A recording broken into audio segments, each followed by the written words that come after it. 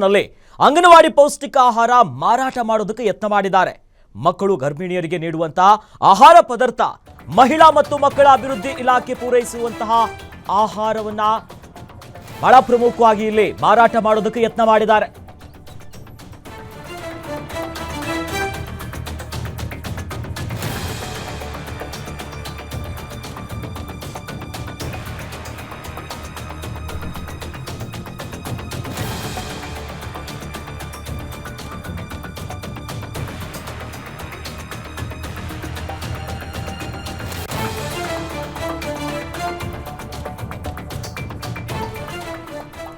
ಬೀದರ್ನಲ್ಲಿ ಅಂಗನವಾಡಿ ಪೌಷ್ಟಿಕ ಆಹಾರ ಮಾರಾಟ ಮಾಡೋದಕ್ಕೆ ಯತ್ನ ಮಾಡಿದ್ದಾರೆ.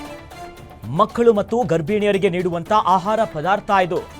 ಮಹಿಳಾ ಮತ್ತು ಮಕ್ಕಳ ಅಭಿವೃದ್ಧಿ ಇಲಾಖೆ ಪೂರೈಸುವಂತಹ ಆಹಾರವನ್ನ ಮಾರಾಟ ಮಾಡೋದಕ್ಕೆ ನೋಡಿದ್ದಾರೆ. ಪೌಷ್ಟಿಕ ಆಹಾರ ಪದಾರ್ಥಕ್ಕೆ ಸಿಬ್ಬಂದಿಗಳಿಂದಲೇ ಕನ್ನ. ರೆಡ್ ಹ್ಯಾಂಡ್ ಆಗಿ ಸಿಕ್ಕಿಬಿದ್ದಿದ್ದಾರೆ ಅಂಗನವಾಡಿಯ ಶಿಕ್ಷಕಿ ಮತ್ತು ಸಹಾಯಕಿ. ಕಾಳಸಂತೆಯಲ್ಲಿ ಮಾರಾಟ ಮಾಡೋದಕ್ಕೆ ಕೊಂಡೊಯ್ಯುವಾಗ ಬಲೆಗೂ ಬಿದ್ದಿದ್ದಾರೆ. ಬೀದರ್ ತಾಲೂಕಿನ ತಳಗಟ ಗ್ರಾಮದಲ್ಲಾಗಿರುವಂತಹ ಘಟನೆ ಇದು. ಖಚಿತ ಮಾಹಿತಿಯ ಹಿನ್ನೆಲೆಯಲ್ಲಿ ಸಿಡಿಪಿಐ ಶಾರದಾ ಕಲ್ಲೋಳ್ಕರ್ ದಾಳಿ ಮಾಡಿದ್ದಾರೆ. ಸಿಡಿಪಿಐ ಜೊತೆ ಪಿಎಸ್ಐ ತಸ್ಲಿಮಾ ಸುಲ್ತಾನರಿಂದ ಪರಿಶೀಲನೆ ಆಗ್ತಿದೆ. ಆಟೋದಲ್ಲಿ ಫುಡ್ ಯಾಕೆ ಹಾಕಿದ್ರೆ ಅನ್ನೋದಾಗ ಪ್ರಶ್ನೆ ಮಾಡ್ತಾರೆ ಸಿಡಿಪಿಒ ಶಾರದಾ ಅವರು. ಮಿಲೆಟ್ ಲಡ್ಡು 2 ಚೀಲ ಇರುತ್ತೆ, ಇನ್ನು ಪುಷ್ಟಿ ಒಂದು ಚೀಲ ರವೆಯನ್ನ ವಶಕ್ಕೆ ಪಡೆಯಲಾಗುತ್ತೆ. ಪೌಷ್ಟಿಕ ಆಹಾರ ಪದಾರ್ಥ ವಶಪಡಿಸಿಕೊಂಡಿದ್ದಾರೆ ಈಗ ಸಂಬಂಧಪಟ್ಟಂತ ಅಧಿಕಾರಿಗಳು. ಅಂಗನವಾಡಿ ಶಿಕ್ಷಕಿ ಲಲಿತಾ, ಇನ್ನು ಸಹಾಯಕಿ ರೂತಾರಾಣಿ ಅವರ ವಿರುದ್ಧ ಈಗ ಕೇಸ್ ಕೂಡ ದಾಖಲಾಗಿದೆ. ಬೀದರ್ನ ಸಬ್ ಅರ್ಬನ್ ಠಾಣೆಯಲ್ಲಿ ಎಫ್ಐಆರ್ ಆಗಿದೆ. ಸದ್ಯ ದೃಶ್ಯದಲ್ಲಿ ನೋಡ್ತಾ ಇದೀವಲ್ಲ ನೋಡಿ, ಆಟೋದಲ್ಲಿ ಅಂಗನವಾಡಿಯ ಶಿಕ್ಷಕಿ ಮತ್ತು ಸಹಾಯಕಿ ಮಾರಾಟ ಮಾಡೋದಕ್ಕೆ ನೋಡಿರುವಂಥದ್ದು. तुमको तो मालूम है ना जी? मैं बुलाया उनको। नहीं, आप नहीं लेके जाना, मालूम है ऐसे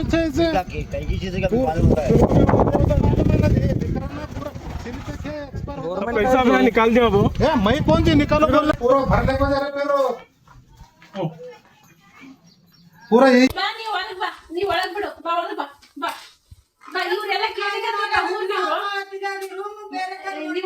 ಊರಿನವರೆಲ್ಲ ಕೇಳಿಕತ್ತಾರ, ಅವ್ರಿಗೆ ಆನ್ಸರ್ ಮಾಡು. ಆಟೋದಾಗ ಯಾಕೆ ಫುಡ್ ಹಾಕಿದ್ವಿ? ಬಾ, ನೀವ್ ಹೊರಗ್ ಬಾ.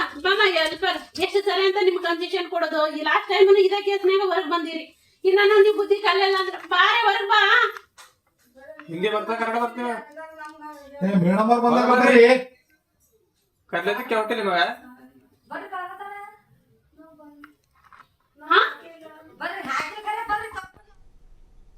ಇಸಿ ಬಗ್ಗೆ ಹೆಚ್ಚಿನ ಮಾಹಿತಿಯನ್ನ ನೀಡ್ತಾರೆ ನಮ್ಮ ಬೀದರ್ನ ರಿಪೋರ್ಟರ್ ಶಿವಯ್ಯ ಮಠಪತಿ ನಮ್ಮ ಜೊತೆ ದೂರವಾಣಿ ಸಂಪರ್ಕದಲ್ಲಿ ಜಾಯ್ನ್ ಆಗಿದ್ದಾರೆ. ಶಿವಯ್ಯ, ಯಾವಾಗ ಇಂಥದ್ದೊಂದು ಘಟನೆ ಆಗಿರೋದು? ಯಾಕಂದ್ರೆ ಬೇಲಿನೇ ಎದ್ದು ಹೊಲ ಮೇಯ್ತಾ ಇದೆ. ಜೊತೆಯಲ್ಲಿ ಇದೇ ಮೊದಲ ಬಾರಿನ ಅಥವಾ ಈ ಹಿಂದೆಯೂ ಕೂಡ ಇಂಥದ್ದು ಘಟನೆ ಈ ಅಂಗನವಾಡಿಯ ಶಿಕ್ಷಕಿ ಮತ್ತು ಸಹಾಯಕಿಯಿಂದ ಆಗಿದೆಯಾ? ಏನೆಲ್ಲ ಅಪ್ಡೇಟ್ಸ್ ಇದೆ ಶಿವಯ್ಯ?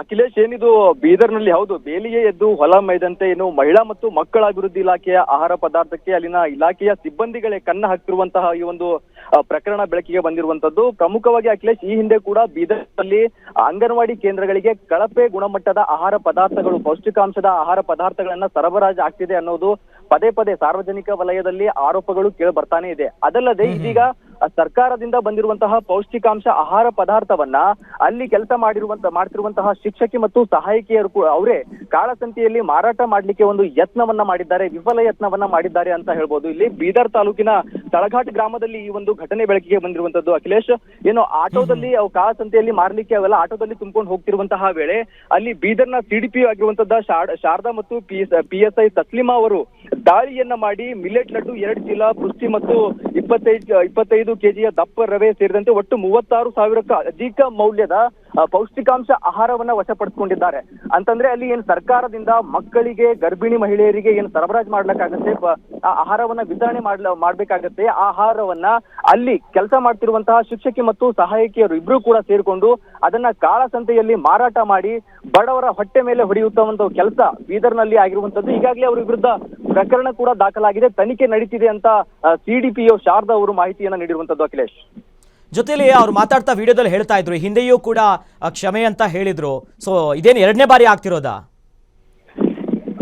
ಹೌದು ಅಖಿಲೇಶ್, ಈ ಹಿಂದೆ ಕೂಡ ಅಲ್ಲಿನ ಗ್ರಾಮಸ್ಥರು ಅಂಗನವಾಡಿ ಕೇಂದ್ರದಲ್ಲಿ ಈ ತರ ಕಳಪೆ ಮಟ್ಟದ ಆಹಾರ ಪದಾರ್ಥಗಳು ಈ ಮಕ್ಕಳಿಗೆ ವಿತರಣೆ ಮಾಡ್ತಾ ಇದ್ದಾರೆ. ಅದಲ್ಲದೆ ಕೆಲ ಆಹಾರ ಪದಾರ್ಥಗಳನ್ನ ಅಲ್ಲಿ ಕೆಲಸ ಮಾಡ್ತಿರುವಂತಹ ಸಿಬ್ಬಂದಿ ಮತ್ತು ಟೀಚರ್ಸ್ ಅವರು ಮನೆಗೆ ತೆಗೆದುಕೊಂಡು ಹೋಗ್ತಾ ಇದ್ದಾರೆ ಅನ್ನೋ ಒಂದು ಆರೋಪ ಕೇಳಿ ಬಂದ ಹಿನ್ನೆಲೆಯಲ್ಲಿ ಅಲ್ಲಿ ಮೇಲಧಿಕಾರಿಗಳು ತನಿಖೆಯನ್ನ ಮಾಡಿದ ನಂತರ ಅವರು ಕ್ಷಮೆ ಯಾಚನೆ ಮಾಡ್ತಾರೆ, ಇಲ್ಲ ಈ ತರ ಆಗಿಲ್ಲ, ಮುಂದೆ ಇಂತಹ ಒಂದು ಕೆಲಸವನ್ನು ಮಾಡಲ್ಲ ಅನ್ನೋ ಒಂದು ವಿಷಯ ನಮಗೂ ಕೂಡ ಗೊತ್ತಾಗಿದೆ. ಆದ್ರೆ ಈ ವೇಳೆ ಡೈರೆಕ್ಟ್ ಆಗಿ ಅಲ್ಲಿನ ಸಿಡಿಪಿಒ ಮತ್ತು PSI ಅವರ ನೇತೃತ್ವದಲ್ಲಿ ದಾಳಿ ಮಾಡಿ ರೆಡ್ ಹ್ಯಾಂಡ್ ಆಗಿ ಹಿಡಿದಿದ್ದಾರೆ.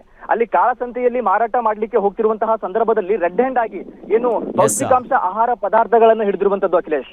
ಎಸ್, ಧನ್ಯವಾದಗಳು ಶಿವಯ್ಯ ತಮ್ಮೆಲ್ಲ ಮಾಹಿತಿಗೆ. ಎಸ್, ಇನ್ನು ಇವಾಗ ಘಟನೆ ಬಗ್ಗೆ ಮಾತನಾಡೋದಕ್ಕೆ ಅಲ್ಲಿನ ಸ್ಥಳೀಯರು ವಿಷ್ಣುವರ್ಧನ್ ನಮ್ಮ ಜೊತೆ ಜಾಯ್ನ್ ಆಗ್ತಿದ್ದಾರೆ. ಸರ್ ನಮಸ್ಕಾರ. ನಮಸ್ತೆ ಸರ್. ಏನ್ ಸರ್ ಇದು, ಮಕ್ಕಳಿಗೆ ಜೊತೆಯಲ್ಲಿ ಗರ್ಭಿಣಿಯರಿಗೆ ಕೊಡುವಂತ ಆಹಾರವನ್ನ ಈ ರೀತಿಯಾಗಿ ಆಟೋದಲ್ಲಿ ತುಂಬಿಕೊಂಡು ಮಾರಾಟ ಮಾಡಕ್ ನೋಡ್ತಾರಲ್ಲ, ಏನ್ ಹೇಳ್ತೀರಾ ಸರ್? ಇದು ಸುಮಾರು ಒಂದು 10-15 ಸಾರಿ ಆಗಿರೋ ಘಟನೆ ಸರ್. ಇದ್ರ ಬಗ್ಗೆ ನಮಗ್ ಸಂಬಂಧಪಟ್ಟ ಅಧಿಕಾರಿಗಳಿಗೆ ಗಮನಕ್ಕೆ ತಂದಿದ್ವಿ ಮೊದಲು ಕೂಡ. 2019ರಲ್ಲಿ ಇದೇ ವಿಚಾರವಾಗಿ ಇದೇ ಟೀಚರ್ ಮತ್ತೆ ಇದೇ ಹೆಲ್ಪರು ಇದ್ರ ಬಗ್ಗೆ ನಾವು ಕಂಪ್ಲೇಂಟ್ ಮಾಡಿದಾಗ ಇವರು ಕೋರ್ಟ್ ಮೆಟ್ಟಲ್ ಹತ್ತಿ ಮತ್ತೆ ತಿರ್ಗಾ ಆಗಿರೋ ತಪ್ಪು ಮತ್ತೆ ಮಾಡೋದಿಲ್ಲ ಅಂತ ಬಂದ್ಬಿಟ್ಟು ಮೊನ್ನಿನ ದಿವಸ ಮತ್ತೆ ಏನಪ್ಪಾ ಅಂದ್ರೆ ಮಕ್ಕಳ ಹೊಟ್ಟೆ ಮೇಲೆ ಹೊಡೆಯಂತ ಕೆಲಸ ಮಾಡಿದಪ್ಪ. ಹೌದು. ಅಂದ್ರೆ ಮೊದ್ಲಿಂದನೂ ಹಿಂಗ ಆಗ್ತಾನೆ ಇದೆಯಾ ಅಲ್ಲಿ? ಕಂಟಿನ್ಯೂಸ್ ಆಗಿ ಆಗ್ತಾ ಇದೆ ಸರ್. ಇಲ್ಲಿ ಸ್ಥಳೀಯರಾಗಿ ನಾವು ಎಷ್ಟು ಸಾರಿ ಕಂಪ್ಲೇಂಟ್ ಮಾಡಿದ್ರು ಅಧಿಕಾರಿಗಳು ಅವ್ರು ರೆಡ್ ಹ್ಯಾಂಡ್ ಆಗಿ ಸಿಕ್ಕಿದ ಮೇಲೆ ಕಾನೂನು ಕ್ರಮ ತಗೋತೀವಿ ಅಂತ ಹೇಳಿ ಒಂದು ಆಶ್ವಾಸನೆ ಕೊಟ್ಟಿದ್ರು. ಅದ್ರ ಪ್ರಕಾರ ನಮ್ಮ CDP ಅವರು ಸ್ಥಳಕ್ಕೆ ಭೇಟಿ ನೀಡಿ ಅದೆಲ್ಲ ಏನು ಮಾರಾಜು ಮಾಡಿಸಿ ಪೊಲೀಸ್ ಇಲಾಖೆಯಿಂದ ಏನು ಶಿಸ್ತು ಕ್ರಮ ತಗೋತೀನಿ ಅಂತ ಆಶ್ವಾಸನೆ ನೀಡಿದ್ದಾರೆ. ಸೊ ಅಂತಂದ್ರೆ ರೆಡ್ ಹ್ಯಾಂಡ್ ಆಗಿ ಸಿಕ್ಕಿದಾಗ ನಾವು ಕ್ರಮ ತೆಗೆದುಕೊಳ್ತೀವಿ. ಈಗ ರೆಡ್ ಹ್ಯಾಂಡ್ ಆಗಿ ಸಿಕ್ಕಿದಾರಲ್ಲ ಸರ್, ಕ್ರಮದ ಬಗ್ಗೆ ನೀವೇನು ನೋಡಿದ್ರ? ಅಲ್ಲಿ ಏನಾದ್ರು ಮಾತನಾಡಿಸಿದ್ರೆ? ಯಾಕಂದ್ರೆ ನೀವು ಕೂಡ ಅಲ್ಲೇ ಇದ್ದವರು, ನಿಮ್ಗೆ ಗೊತ್ತಿದೆಯಲ್ಲ, ಅವ್ರು ಹಂಗೆ ಮಾಡ್ತಾ ಇದ್ರ ಅಂಗನವಾಡಿ ಸಹಾಯಕರು? ಇಲ್ಲ ಸರ್, ಅವರು ಯಾರಾದ್ರೂ ಕಂಪ್ಲೇಂಟ್ ಮಾಡಿದ್ರೆ ಅಂಗನವಾಡಿ ಕಾರ್ಯಕರ್ತರು ಏನಪ್ಪಾ ಅಂದ್ರೆ ಬಂದಿರ್ತಕ್ಕಂತ ಪೇರೆಂಟ್ಸ್ ಗಳಿಗೆ ಅವ್ರ ಮೇಲೆ ಸುಳ್ಳು ಕೇಸ್ಗಳು ಹಾಕೋದು ಮತ್ತ ಅವ್ರಿಗೆ ಬೆದರಿಕೆ ಹಾಕೋದು ಈ ತರ ಎಲ್ಲ ಮಾಡ್ತಾ ಇದ್ರು ಸರ್. ಅದಕ್ಕೆ ಗ್ರಾಮಸ್ಥರು ಯಾರು ಕೂಡ ಮುಂದೆ ಹೋಗಕ್ ಹೆದರ್ತಾ ಇದ್ರು ಸರ್. ಅಂದ್ರೆ ಅವ್ರ ಮೇಲೆನೆ ಒಂಥರ ಬ್ಲಾಕ್ ಮೇಲ್ ಮಾಡೋ ರೀತಿಯಾಗಿ ಮಾಡ್ತಾ ಇದ್ರಾ? ಹೌದು ಸರ್. ಸೊ ಓಕೆ, ಈಗ ರೆಡ್ ಹ್ಯಾಂಡ್ ಆಗಿ ಸಿಕ್ಕಿದ್ದಾರೆ, ಈಗ ಕಂಪ್ಲೇಂಟ್ ಕೂಡ ಆಗಿದೆ. ನೀವೇನು ಆಗ್ರಹಿಸ್ತೀರಿ? ಯಾಕಂದ್ರೆ ಪಾಪ ಮಕ್ಕಳಿಗೆ ಆಹಾರ ಬೇಕು ಸರ್. ಇವಾಗ ಗರ್ಭಿಣಿ ಹೆಣ್ಮಕ್ಳು ಬಾಯಿ ಮೇಲೆ ಹೊಡೆಯೋದು, ಸಣ್ಣ ಮಕ್ಕಳ ಬಾಯಿ ಮೇಲೆ ಹೊಡೆಯೋದಂತ ಏನ್ ಕೆಲಸ ಮಾಡಿದಾರೋ ಇವರಿಗೆ ಕಾನೂನು ಸೂಕ್ತ ಕ್ರಮ ಕೈಗೊಂಡು ಅವ್ರಿಗೆ ಅಮಾನತು ಮಾಡಿ ಇನ್ನು ಮುಂದೆ ಯಾವ ಟೀಚರ್ ಮಾಡಿದ್ರೆ ಅವ್ರಿಗೆ ಒಂದು ತಕ್ಕ ಪಾಠ ಕಲಿತಾರೆ ಸರ್. ಯಾಕಂದ್ರೆ ಧನ್ಯವಾದಗಳು ವಿಷ್ಣುವರ್ಧನ್ ಅವರೇ ಗ್ಯಾರಂಟಿ ನ್ಯೂಸ್ ಜೊತೆ ಮಾತನಾಡಿದ್ದಕ್ಕೆ. ಎಸ್, ಈ ಬಗ್ಗೆ ಮಾತನಾಡೋದಕ್ಕೆ ಸ್ವತಃ CDPO ಶಾರದಾ ಅವರು ನಮ್ಮ ಜೊತೆ ಜಾಯ್ನ್ ಆಗ್ತಿದ್ದಾರೆ. ಮೇಡಮ್ ನಮಸ್ಕಾರ. ನಮಸ್ತೆ ಸರ್.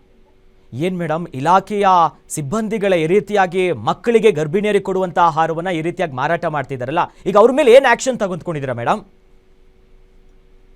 ಸರ್, ಅದು ಆ ತರದ ಘಟನೆಗಳು ನಮ್ಮ ಇಲಾಖೆಯಲ್ಲಿ ಎಲ್ಲೇ ಕಂಡು ಬಂದ್ರು ನಾವು ಇಮಿಡಿಯೇಟ್ ಆಕ್ಷನ್ ತಗೊಳ್ತೀವಿ. ಈಗ ವಿಷ್ಣುವರ್ಧನ್ ಅನ್ನೋರೇನೋ ನಮ್ಗೆ ಮಾತಾಡಿ ಮಾಹಿತಿ ಕೊಟ್ರು. ಅವ್ರ ಕೊಟ್ಟ ವಿಡಿಯೋ ಆಧರಿಸಿ ನಾವು ತಕ್ಷಣನೇ ಅವ್ರಿಗೆ ಮಾಹಿತಿ ಬಂದ ತಕ್ಷಣನೇ ಹೋಗಿ ಅದನ್ನ ಫುಡ್ ಮಾರುವಂತ ಯಾರು ಕಾರ್ಯಕರ್ತೆ ಇದ್ದಾಳೆ ಅವ್ರ ಮೇಲೆ FIR ಮಾಡಿ ಅವರ ಗೌರವ ಸೇವೆ ಹಿಂಪಡಿಲಿಕ್ಕೆ ವರದಿನೂ ಸಲ್ಲಿಸಿದ್ದೇವೆ ಸರ್. FIR ಆಗಿದೆ. ಈ ತರದ ಘಟನೆಗಳು ಮತ್ತೊಮ್ಮೆ ಮರುಕಳಿಸಬಾರ್ದು ಅನ್ನೋ ಉದ್ದೇಶದಿಂದಾನೇ ಈ ತರ ನಾವು ಇಮಿಡಿಯೇಟ್ ಆಗಿ FIR ಮಾಡಿ ಅವ್ರನ್ನ ಗೌರವ ಸೇವೆಯಿಂದ ಹಿಂಪಡೆಯುವಂತ ಒಂದು ಕರ್ತವ್ಯ ಮಾಡ್ತಾ ಇದ್ದೀವಿ. ಜೊತೆಲಿ ಮೇಡಮ್, ಅಲ್ಲಿನ ಸ್ಥಳೀಯರು ಹೇಳ್ತಾ ಇರುವಂತದ್ದು ಈ ಹಿಂದೆಯೂ ಕೂಡ ತುಂಬಾ ಬಾರಿ ಹಿಂಗಾಗಿದೆ. ಕೇಳೋಕ್ ಹೋದಂತ ಸಂದರ್ಭದಲ್ಲಿ ನಿಮ್ಗೆ ನಿಖರ ಮಾಹಿತಿ ಇದ್ರೆ ಕೊಡಿ, ಇಲ್ಲ ಅಂತಂದ್ರೆ ನಿಮ್ಮ ಮೇಲೆ ಕೇಸ್ ಹಾಕ್ತೀನಿ ಅನ್ನೋದಾಗಿ ಬೆದರಿಕೆ ಕೂಡ ಹಾಕ್ತಿದ್ರಂತೆ. ಅದ್ರ ಬಗ್ಗೆ ನನಗೂ ಮಾಹಿತಿ ಇಲ್ಲ ಸರ್. ಆ ತರದ್ ಏನಾದ್ರೂ ಅವಳು ಬಿಹೇವಿಯರ್ ಮಾಡಿರೋದ್ರ ಬಗ್ಗೆ ನಮ್ಗೆ ಯಾವ್ದೇ ದೂರುಗಳು ಬಂದಿಲ್ಲ. ಆದ್ರೆ ನೀವ್ ಹೇಳೋ ಪ್ರಕಾರ ಈ ಹಿಂದೆನೂ ಅವರು 2020 FIR ಆಗಿತ್ತು. ಅದ್ರ ಮೇಲೆ ಅವ್ರನ್ನ ಕೆಲಸದಿಂದಾನು ತೆಗ್ದಿತ್ತು. ಅದಾದ್ಮೇಲೆ ಕೋರ್ಟಿಂದ ಕೇಸ್ ಅಕ್ಯೂಟ್ ಆಯ್ತು. ಆನ್ ಬೇಸ್ ಅವಳು ನಂದು ತಪ್ಪಿಲ್ಲ ಅಂತ ಪ್ರಪೋಸಲ್ ಕೊಟ್ಟ ಮೇಲೆ ಕಮಿಟಿಯಲ್ಲಿ ಅವಳನ್ನ ರೀಜಾಯಿನ್ ಮಾಡ್ಕೊಂಡಿತ್ತು. ಅದಾದ್ಮೇಲೆ ಮತ್ತೆ ಇದೇ ತರ ಆಗಿರೋದ್ರಿಂದ ಅವಳನ್ನ ಇವಾಗ ಗೌರವ ಸೇವೆಯಿಂದ ಪರ್ಮನೆಂಟ್ ಆಗಿ ತೆಗೆಯುವಂತ ಒಂದು ಕ್ರಮ ವಹಿಸ್ತೀವ್ರಿ. ಎಸ್, ಧನ್ಯವಾದಗಳು ಮೇಡಮ್ ಇಷ್ಟೊತ್ತು ಗ್ಯಾರಂಟಿ ನ್ಯೂಸ್ ಜೊತೆ ಮಾತನಾಡಿದ್ದಕ್ಕೆ.